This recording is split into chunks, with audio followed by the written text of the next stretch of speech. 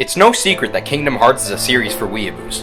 Final Fantasy characters meet Disney characters in a cel-shaded world filled with teenage angst and convoluted stories that weebs eat up. The name Kingdom Hearts alone is enough to make some people cringe. So yeah, I'm sacrificing some of my dignity to review this game, but whatever.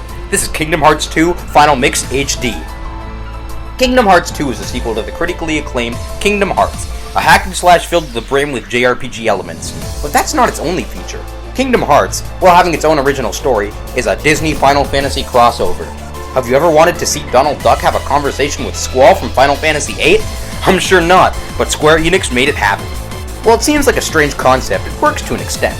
If you dislike either of these franchises, you'll have a hard time enjoying Kingdom Hearts. Kingdom Hearts is about our main character, Sora, looking for two of his missing friends with Disney characters at his side. The generic enemies in the game are called the Heartless, and Kingdom Hearts 2 adds a second tier of generic enemies, called Nobodies. I don't plan on wasting everyone's time with summarizing the story, as it's incredibly long and complicated. The first game had a pretty clear story, but Kingdom Hearts 2 is where it really got confusing. I've played through the game countless times, and I'm still filling in more gaps each time I play it. Even though the story is a broken mess, it's still entertaining to me. I can see any non-weeboo watching some of the serious cutscenes and laughing. But if you're a weeby nerd like me, I'm sure you'll enjoy the game's story. It's edgy, it's somewhat dark, and has some light-hearted and funny moments. There's a lot of twists, some better than others, but I can roll with it.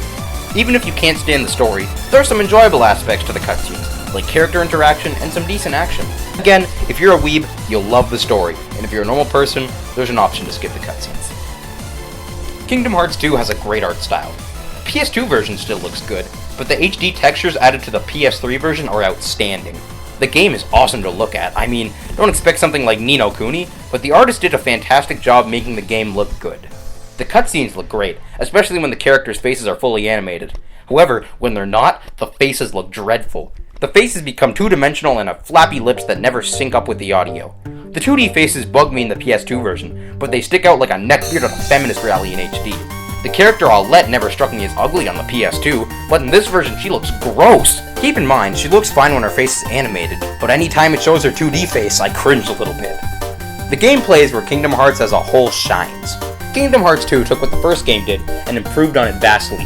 Sora is much more mobile, and is a lot more agile. However, this means that combat has gotten a lot easier. Kingdom Hearts 2 is considered to be the easiest in the series because of Sora's mobility options and combat techniques.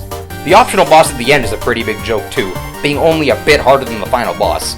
Even the hard difficulty is still quite easy, and is comparable to the normal difficulty in Kingdom Hearts 3D. The final mixed version attempted to remedy this. The updated version added a much harder difficulty, called Critical Mode, which is quite hard, even for seasoned Kingdom Hearts players. There's also a much harder secret boss, based off my favorite character in the series, Terra. Terra is considered to be the hardest boss in the series by most fans, being only rivaled by past Xehanort in Kingdom Hearts Birth by Sleep.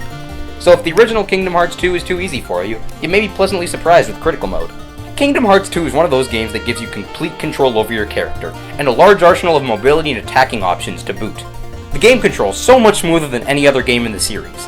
Some may argue that the flow motion Kingdom Hearts 3D was better for evading attacks, but an aerial dodge into a glide works just as well.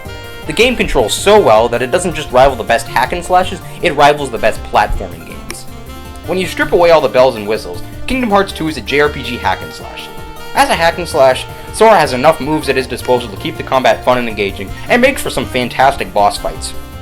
While the main game is a fun experience, the optional bosses are where the game reaches its peak.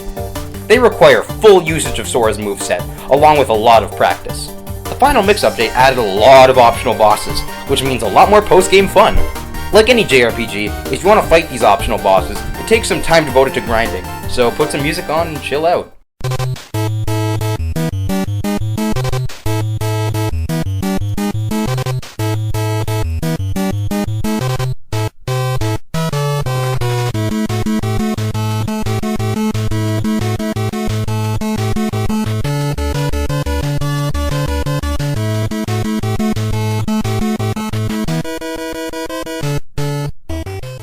I enjoyed the crap out of Kingdom Hearts 2 Final Mix HD. It's a fun game with an entertaining story that any weeb or gamer shouldn't miss. If you're looking for something fun to sink 30 hours into, and 50 if you enjoy the post-game stuff, you will not regret the purchase. Considering that the game comes with 2 other games and is only $40, missing out is only a disservice to yourself.